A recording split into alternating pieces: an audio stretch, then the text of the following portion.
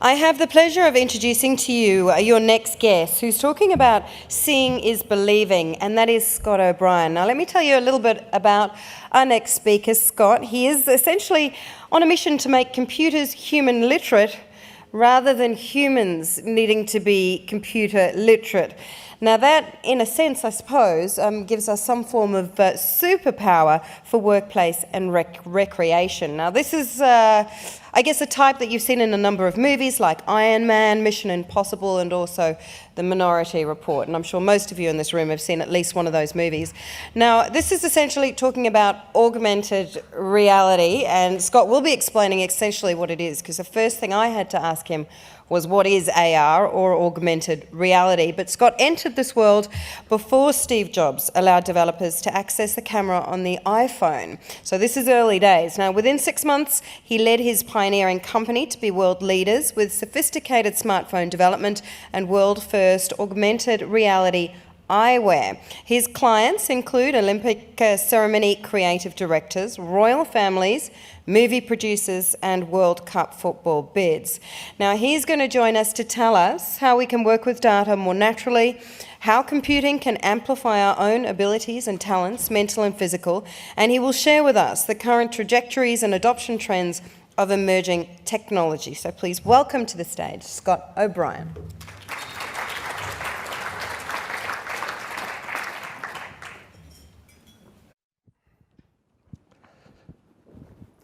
Everyone you've ever met in your life is coming to the world screaming in fear. Surprise and fear for the Monty Python fans. The world is a stage, and all of you chose your first line to be a screen. In technology, we would call that the alpha prototype of fear. But that's okay. That's what our ancestors gave us as a tool to survive. Let's say the rest of the world was granted supervision, like Superman or Superwoman. Let's keep it equal. Except for this table here. Would you fear that scenario? Everyone else has that ability, except for you. How would that affect your social connections? How would it affect your ability to make income, your competitive edge in sports and play and family?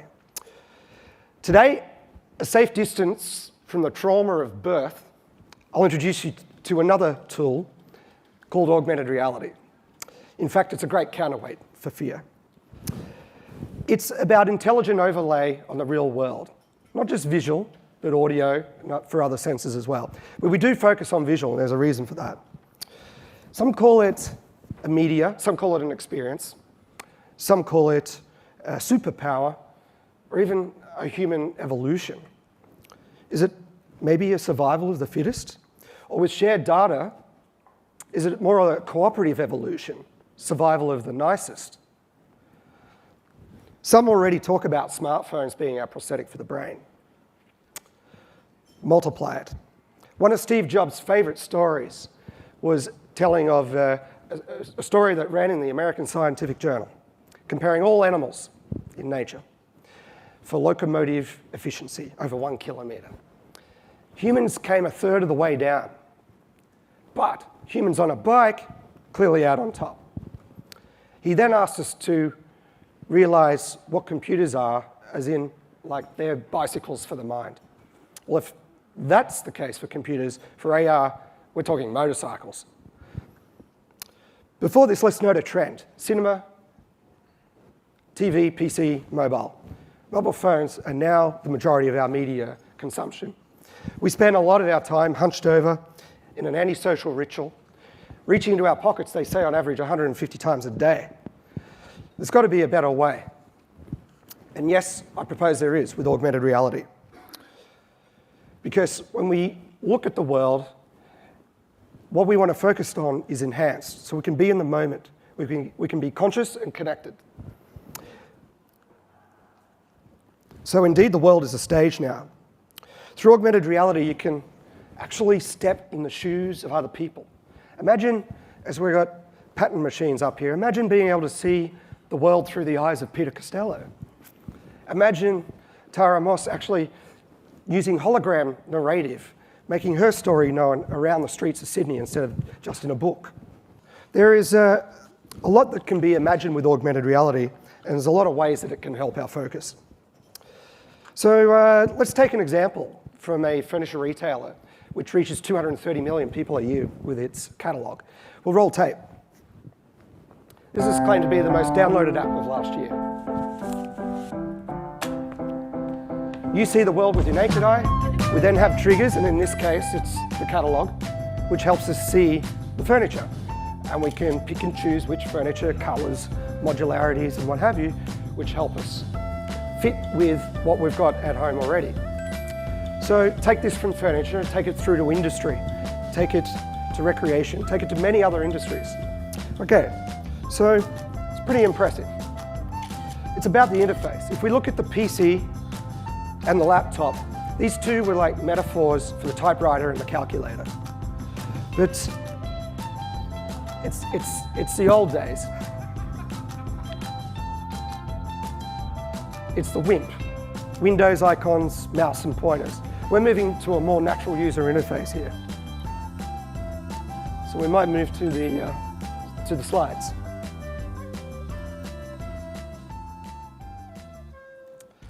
So some of you might identify with this magazine cover. This is the old way, the one that frustrated us. These are mass production, unintuitive devices. We reverse engineer our tools, we retrofit our skills, and we have to learn new skills just to get the job done. No wonder we have technology laggards, naysayers. So augmented reality gets us focusing on people, the environment.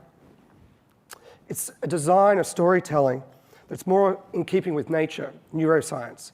It's about making computers human literate rather than computers being, or us needing to be computer literate. Some say it's a solution looking for a problem back in 2010. And sure, it may have seemed that way in the beginning, but right now there is a load of case studies showing 30 to 50% improvement in human productivity, safety, 33% higher propensity to spend, 35% higher perceived price. This technology is proving itself rather quickly. The technology is there. All the convergence that were needed have already arrived. So how about a financial perspective of augmented reality, the industry? First, it's proper to say that it doesn't exist on its own. So firstly, let's have a look at the wearables industry. This year, you might have known that Facebook bought a company called Oculus Rift for $2 billion after it did a crowdfund of $2.5 million. And then a group called Ossahad in San Francisco sold $150 million of IP to Microsoft for military type IP in augmented reality eyewear. We've got 10 companies launching this year in augmented reality eyewear. We've got Pebble Watch, smartwatches, Apple Watch, Samsung Watch. We've even got Medibank giving away Fitbits with frequent flyers as encouragement to keep fit and keep moving. So ABI Research pegs this industry at about 485 million units by about the year 2018, and it'll be a $20 billion whole new product category. So let's have a look at the Google Trends of wearables, how they've captured the conversation over time. It's a little bit fine print on the big screen there, but where you see it going up all of a sudden, that's the beginning of 2013. So the next big trend that helps augmented reality along is the Internet of Things. You may have heard of it before. Microprocessors, sensors in all our microwaves, washing machines. We've even got internet-connected toys for our kids now. Internet-connected cows, printed circuitry on milk bottles. So it will talk to the fridge. So it will talk to your phone. So you can talk to your partner to say, come pick up some milk. The CEO of Cisco, John Chambers, says, this is a $14 trillion industry of profits in 10 years' time from now. It's huge. A little bit higher than wearables. Now, for augmented reality, $600 billion. Semico, the semiconductor researcher, says it will be in 2017. We're already into about our 4th year with augmented reality in the mass media. One company helped Raytheon sell a contract to the US Defense Forces for $8 billion by using AR visualizations for pre-manufacture, manufacture, and then maintenance. The one system could be utilized all the way through. It would help for future-proofing, and it also helps understand, this is the fable, I think there's a running theme with elephants today, maybe. This is the fable with the three blind men explaining what this creature is. And it's the same in these large-scale projects, because still in military and space projects, there are low numbers and there's high customizations, and it's important that everyone is on the same task, speaking the same language, and right through from pre-manufacture through to maintenance, it's important people will be able to leave annotated, augmented tags for where they worked, so they can do shift handovers. It could even translate languages. It helps avoid 3D collisions, which in the property game is also costing billions of dollars every year. So it mitigates costs almost to zero. It makes operations automated.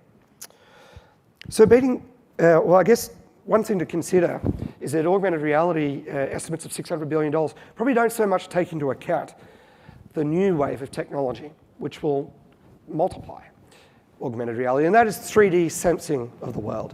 So one company called Structure Sensor in San Francisco has a little attachment for your iPhone or your iPad, and it will scan your room in a matter of seconds and give you exact measurements of your furniture, your walls and floors and so on. Similarly though, on a grander scale, a New Zealand company called Spike can do the same.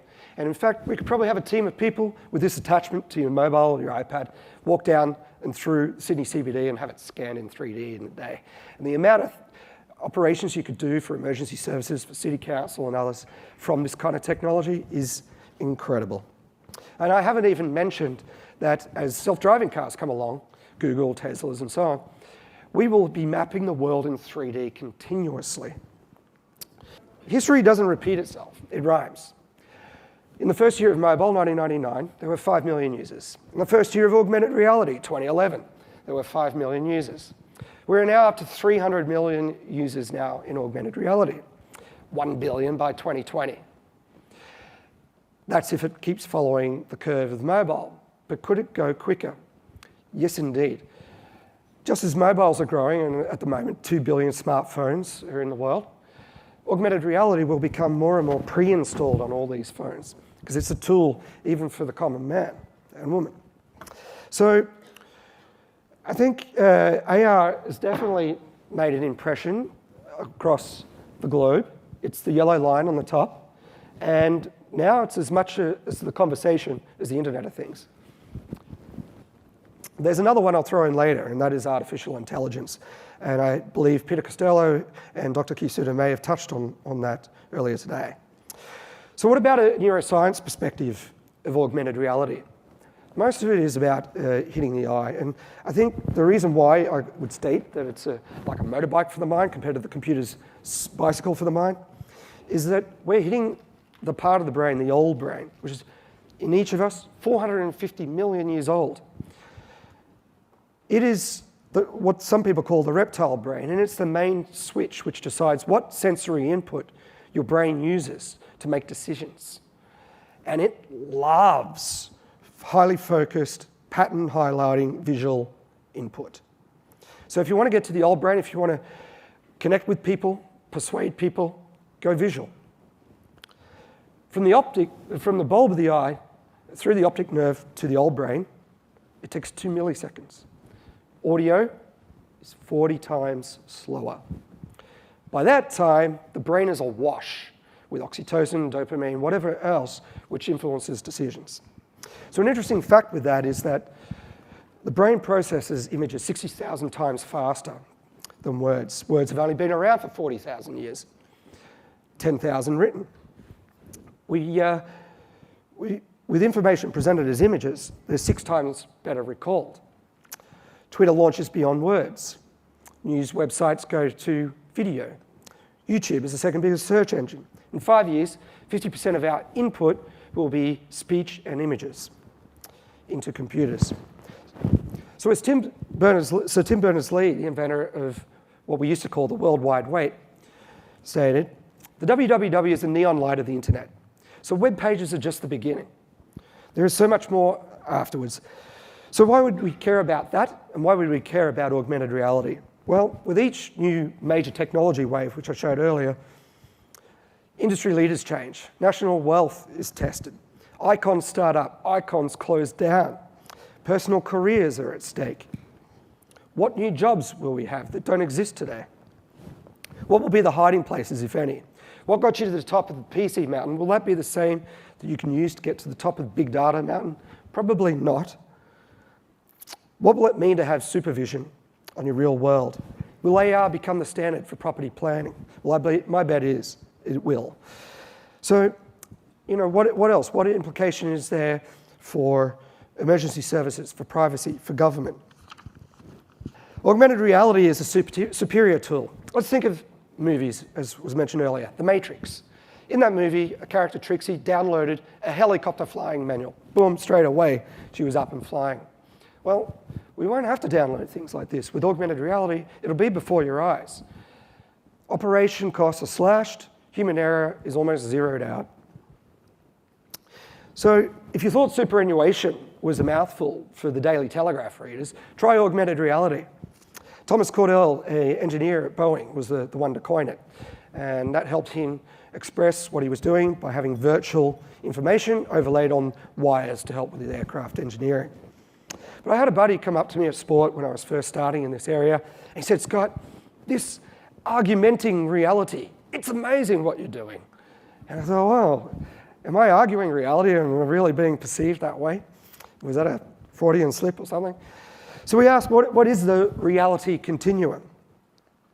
If we're going to talk about augmented reality, we need to know what we're actually experiencing as reality. And you may think that you're looking at the world in this fixed, concrete way, zero imagination, and that's fine. That's reality. I know what's real. But as Freddie Mercury asks us, is this the real life? So researchers from the University of Glasgow have shown that when parts of our vision is blurred or blocked, our brain steps in and fills it with whatever jigsaw puzzle piece that it has access to. Our brains their main function is to minimize surprise. And this is what it's evolved to do. So recent theories also assume that the brain does not simply process or filter information, it interprets it. So in other words, our eyes are not only viewers of the world, but they're also projectors. In 1988, football fans watching ESPN in America saw for the first time a yellow line on the field, a first down line. That made the viewers at home more intelligent than the people that were actually at the ground, because they had the precise place where they needed to go beyond. Now we see it in Channel 9 covering cricket and football and so on and other sports. And it turns the TV into like a fighter pilot with deeper understanding, more intelligence, and deeper loyalty. So the value that AR can bring us is not just on the TV, but out in the real world, through your mobile, through your eyewear, even through your car window. So I urge you to maybe go to a BMW, because this is a BMW 5 Series. Rush Cutters Bay are very nice people. They may give you a test drive through to Watson's Bay with this head-up feature of the car. And this is a barely there example of augmented reality, how it will assist us with speed and navigation. In a more active sense, and we'll roll tape, is a comprehensive overlay of data on a vacant land lot, or even on marketing promotional material to help sell a new apartment block. So Blue Star, one of the larger printing companies in Australia, have decided to head into the future, and they've started an augmented reality company of their own. This is with the Caxton Property Group, and from a brochure, it allows you to take a helicopter view of property and then click on things, step inside, and have a virtual reality view where you're surrounded by the walls and floors and ceilings of the actual place. And fairly photoreal. You can even take perspectives from the height of a human, the height of a kid, the height of a pet. That was actually filmed with Google Glass as well. So with AR, you're not quite escaping reality. The pixels aren't completely surrounding you. That is virtual reality. So Oculus Rift has been described as one of the most realistic virtual reality and immersive consumer devices. It's not empty hype, so let's have a look why. This is a young man simulating a roller coaster ride. You want to know how the optic nerve sends a message to the brain? So this is what it's like to be a man on a roller coaster with a virtual reality Oculus Rift headset in fear of his life. Have you got Facebook shares, the owners of this company? Maybe you got shares in adult diapers. Mark Zuckerberg has taken a fairly safe bet, I think. So what do you think AR and VR could mean for sports fans? What if we had on the headband of Roger Federer serving in the final at Wimbledon, walking a mile in his shoes? What about a day in the life of our Prime Minister, an Indigenous leader, a retiree? How could you empathise with other people with this kind of technology? A more serious use case is the US Army using it to help soldiers overcome post-traumatic stress disorder. And from when they suffer accidents from improvised explosive devices, they rerun the incident, but this time bringing the emotions back to a more neutral, ambivalent state. For the last 20 years, US politicians have also used virtual reality in a more crude sense than that to help understand what it's like in the life of a paranoid schizophrenic.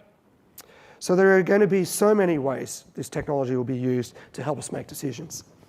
Augmented reality aims to improve computer inputs and outputs. And the most common input today is the QWERTY keyboard. Hands up if you love it. Nope. 1, 2, 3. Well, that's okay. Good on you. Okay, I'm going to try and give you something new. It was invented in 1868, and somehow it survived the translation to PCs and then even to touchscreen mobile phones. Oh, by the way, back to Oculus Rift. This is actually a real machine, and it raised a lot of money. And with the kit on, you can actually get a sense of what it's like to fly. So, back to the QWERTY keyboard. I don't get it.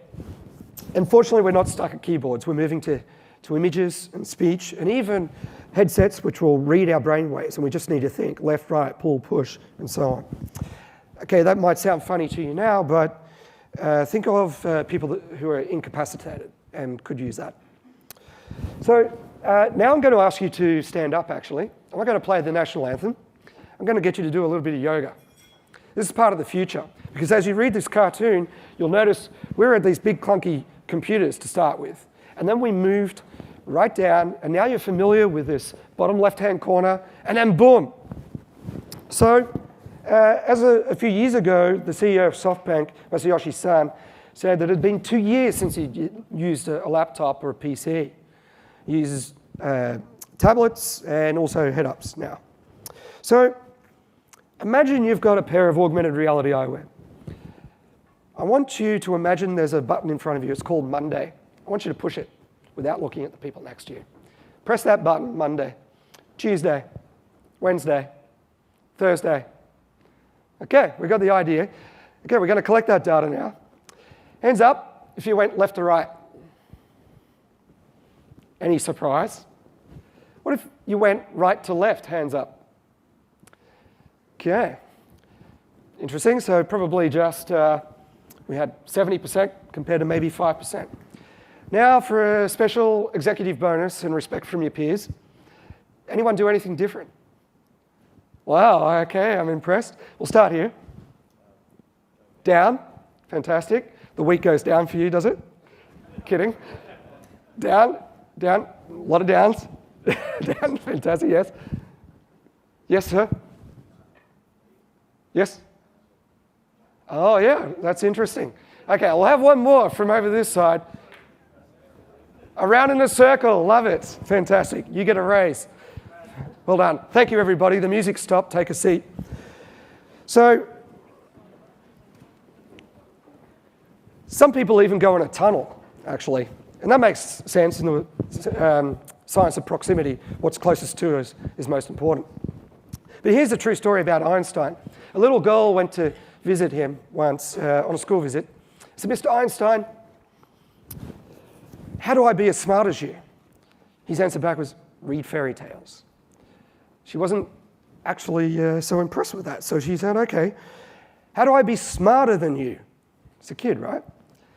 He thought, and he gave an answer back in earnest. Read more fairy tales. So it comes as no surprise then, the first person to kind of invent an augmented reality experience was the author of The Wonderful Wizard of Oz, Lyman Braun. So he invented a thing called the character marker, which in 1901 he thought of this, augmented reality eyewear, looking at people and then seeing this augmented letter on their forehead. And that letter stood for what kind of character they were. I don't think George Brandis is thinking about this in his conversations about metadata at the moment. But this idea of AR, is it been or is it being hijacked? I mean, Hollywood tells us the future's pretty dire, right? The rise of the machines, of the Terminator. We've got heat-seeking drones in Minority Report and gamification to death on Hunger Games. So it's easier to write a dystopian story instead of an optimistic one. But fortunately, out of my comfort zone, I went to a Star Trek convention and I got to meet a lot of these sci-fi writers who are now resolved to write a more optimistic pathway to the future. Because after all, as many of you may have watched Star Wars, Star Trek and so on, they've basically written the blueprint to our futures of tablets and eyewear and other technology. The tricorder, which measures all your medicals, which is coming out now in a company called Scanadu. So let's go mining in the fields of AR and VR for a superannuation use case. Hands up if you've actually seen this before. This was a TED Talk back in 2011. Yes, we've got a couple. Very good. So it was by Daniel Goldstein, a behavioral economist. And he noted the challenges between the present self and the future self. Present, spend. Future, hey mate, please save. And he tried to test with 3 different means to encourage people more to save. And the first one was using like a simple Excel spreadsheet. The second method he used was showing pictures of what your home would look like if you're in a certain income bracket and saved a certain amount. They were okay. Third behavioral time machine was taking the picture of your present self, putting it through an age filter with a few wrinkles and a bit of sag, and there you are. That's your future self. Oh my goodness, I am psychologically, legally, and in other ways biologically connected with that guy. I better look after him. So in this test, a slider went up and down to show not only the image of yourself in the future, but if the slider went to the right, guess what? Our future self would smile. Present self would frown, and vice versa.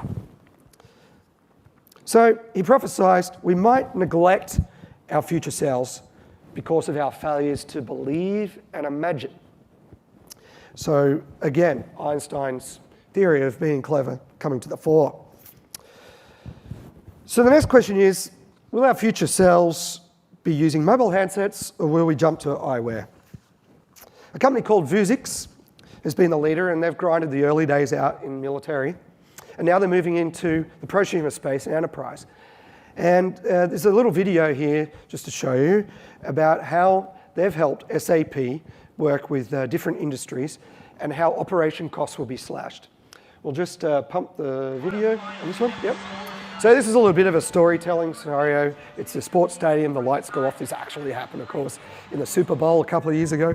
But thankfully, we've got Mr. Superhuman SAP guy with augmented reality eyewear, where, hey, I guess there's still a handset in their view, but he has the eyewear which will lead him intelligently to the right section of the stadium where all sections look the same. And then he will be able to go to a little box which could be entirely confusing, and he's able to save the day and the match goes on. So these kind of eyewear pieces cost below $1,000 now. And they offer a great field of view. They don't necessarily interfere with your field of view. And a bit, I guess, like Google, with their head-up display, which is above your eye, but I'll get to that. For industrial use cases, you can do pick and pack, warehouse navigation, offshore engineering, you can do emergency evacuation, over-the-shoulder coaching, medical, procedural checklists, getting doctors to wash their hands is one of the biggest killers in hospitals. Automotive assembly, disassembly, remote diagnostics, product line checklists, airlines, a faster, easier way to board the plane, aircraft maintenance, customer service, shelving locations, inventory control, remote assistance, even translation. Let me take a look.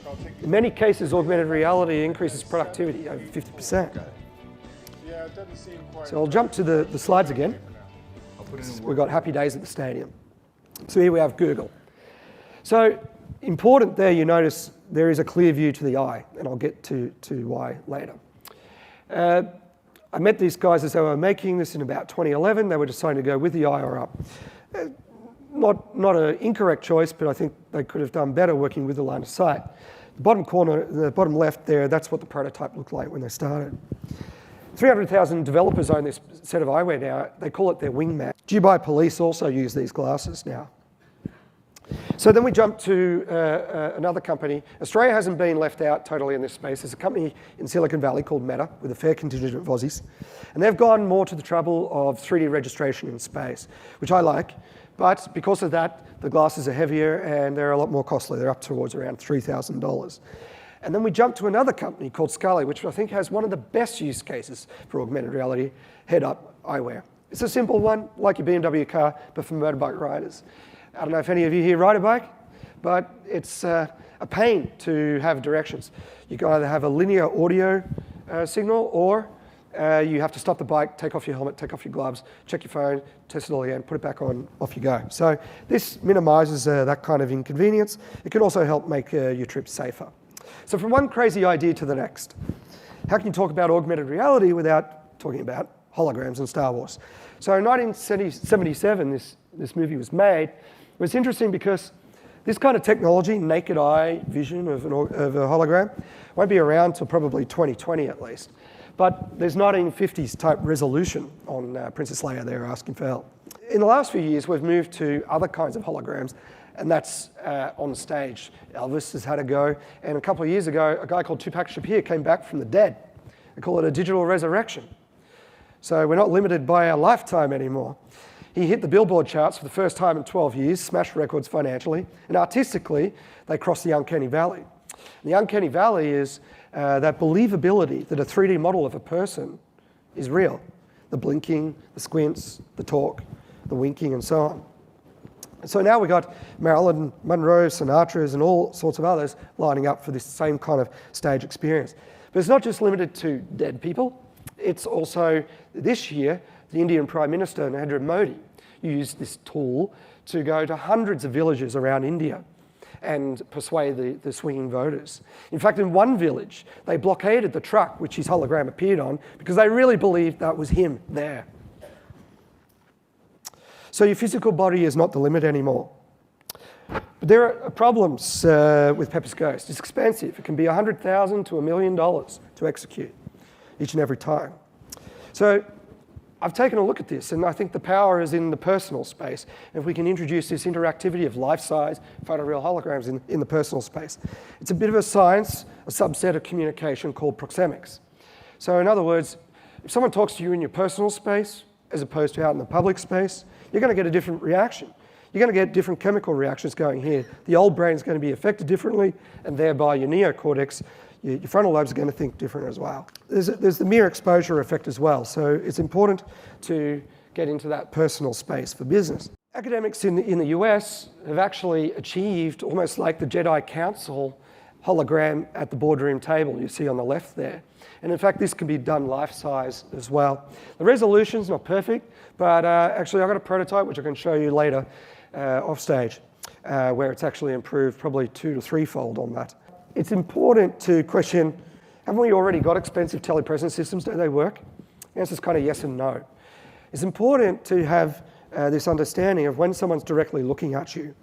So we actually have, by deliberate morphology, a white space around our iris.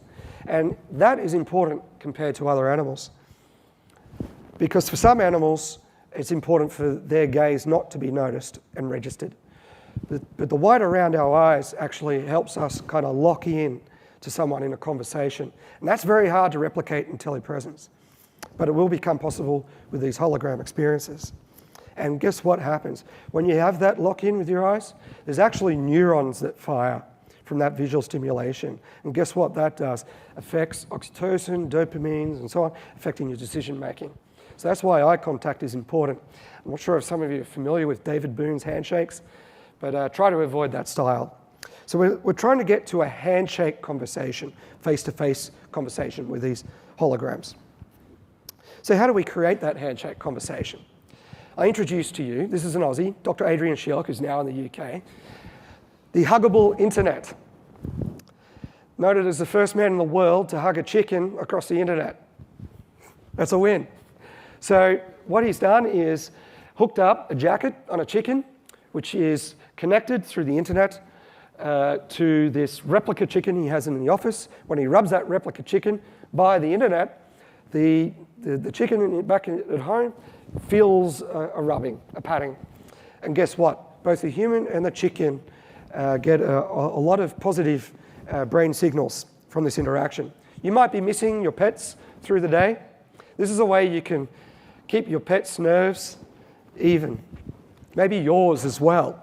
Next project for him, I guess, is the internet pajamas. But after that, I guess we'll have the internet business glove for those handshake deals. So another crazy idea. Ray Kurzweil, a famous futurist, head engineer of Google, suggests artificial intelligence will be able to read as well as a human by 2029. Can you think back to your childhood whether you had an imaginary friend? I don't know, I won't get you to put your hands up. Could be embarrassing for some people. But anyways, 2 out of 3 people had imaginary friends. And that's a positive thing. It helps increase your vocabulary, your empathy as an adult. You better connect socially in life generally later on. Hands up, though, if your best friend is your pet. In this room, I should get 30 hands up. That's the statistic. In America, it's about 8% of people has a pet as a best friend. I guess we move to another point where recently there was a movie called Her, which was about artificial intelligence and a guy falling in love with an operating system. In the court of the future, though, we'd probably say this was incorrect because that artificial intelligence partner was not visually seen. So in the court, let's give Exhibit A, and we'll roll tape for a little bit. This is a technology called Baby X out of New Zealand. Okay, And so here you'll see Baby Baby X, and X's first words. She's been learning to This is read a model words, of his so actual here's her daughter. first word book. So let's see what she can see. And she is learning Page. and becoming And an adult. here we go. See what she. What's this, baby? What's this? What's this? What's this? Good girl. Now see if she knows what the word is. Okay, baby, look over here. Okay, what's this? What's this? So we'll move to the next video Yeah, now. If you let's don't try believe something else. the model is convincing, she's slightly moving awkward. This is the work of a Melbourne computer-generated image specialist. How real is that? Albeit this is using computer or PC grunt, but there will be a time soon enough with Moore's law, the acceleration technology, we will be able to get to this kind of resolution in the future. So to end these things off, forecast, tips, and questions. So we'll roll to the slides again. So forecast and technology are a bit of a minefield. You may have heard of one. I think there is maybe a world market for 5 computers. Thomas Watson, IBM president, 1943. But I'm going to have a go. You expect your money's worth here. Spielberg and Lucas, those who have a lot of IP in the rectangle screens, are trying to get away from that. They're trying to push to a more immersive virtual reality, augmented reality way of storytelling. But VR and AR are not just about entertainment, as I've demonstrated earlier. The design and architecture of public spaces, I guess you could see from a slew of future vision videos, Combank, AT&T, Telstra, pushing the idea that actually there'll be a reinvention of the way we relate to bus stops, to walls, to floors. AR and VR will be making a profound impact on this. And you will become the mobile device. The handheld will kind of just dissipate away. You will be transmitting and broadcasting data, talking to walls, floors, and you'll have encrypted visuals to give you private viewing. So we also have Skyscanner recently suggesting what the future will look like, and here they suggest a personal trainer keeping you in shape in your hotels whilst you're traveling. I guess I suggest as well, with this, financial companies will serve you your own artificially intelligent buddy. Who knows, it might even be your future self. As studies show, we lose abilities to fill the gaps in our brains through the eyesight and the effect this has on moving to nursing homes, for example. We can see this being rectified with augmented technologies. How would this affect the independence of Australian pensioners? But more so with China reaching an average age of 40 years old soon, the commercial opportunities are there. Your boardroom becomes the Jedi Council. In fact, not only could you appear in holographic form, because let's face it, talent travels around the world, but also in Asia already, there are a couple of companies experimenting with board members with a vote having artificial intelligence. There's a balance of about 5 humans to 2 artificial intelligent entities. Personally, my aim is to make augmented reality a little bit boring, a little bit part of every day. So how do we get there, and what are my tips for that? I guess CommBank is a good example of cutting through the chief idea killer, the VP of status quo, the director of bureaucracy. And they created like a future vision video with about 5 new technologies. And over the last 2 years, they've ticked all of those off. Peer-to-peer banking, augmented visions of the world, virtual reality, property simulations, and so on. I would suggest that you download some augmented reality apps. The property one you saw is called Chapman's 4D. Buy yourself an Oculus Rift headset. It's only a few $100s. See what it's like for your fund members to see and experience the world. But still, don't be mobile first, be human first. Mix up the subjects, find unexpected connections, follow Einstein, include or indulge in fairy tales. Get behind the technology ecosystem here, because in Australia and New Zealand we have incredible talent that's waiting to be mined. Australia could lead the augmented reality world. So my questions for you today is, currently we've got a decision between dumb phones and smartphones. What are you going to do when you have the decision between dumb eyes and smart eyes? How are you going to relate technology to talk via your old brain to the neocortex? Taking it up a notch. What if you had the choice to replace your natural eye with a bionic eye that was risk-free and you could upgrade it? It would give you superpowers. It could help you perform better in sports and in business. What would you do? Will the Special Olympics become a transhuman prosthetic augmented wearable Olympics, harnessing more sponsors, TV time, crowd numbers? As a 10-year-old, I was 95% deaf for a few years. Somehow I lip read. Around 10% of Australians are partially or fully deaf. How would it be for them to have real-time subtitles to be able to engage in conversations? How will that affect the workforce? What impact could they make? Could we unlock the cures for cancer and other things? Social isolation is increasing. How could we improve this? How could we give people the 7 meaningful contacts a day that are necessary to stay sane? So if Jobs thought the computer was a bicycle for the mind and a great testimony to man's tool making, then I ponder what our supervision powers of the world will be. Your abilities to empathize, connect, be heard, persuade, to be in touch with people. Worldwide, it's available now, today. I'm not a futurist, I'm more a digital anthropologist. I'm talking about right now. Right now, we're in one of the greatest shifts ever of the human mind. The computer gave a good leap. This is on a multiplication of that. This is one of the most exciting times to be alive. So good luck in your cerebral transitions and upgrades in the next 12 months, and feel free to approach me to discuss further. Thank you.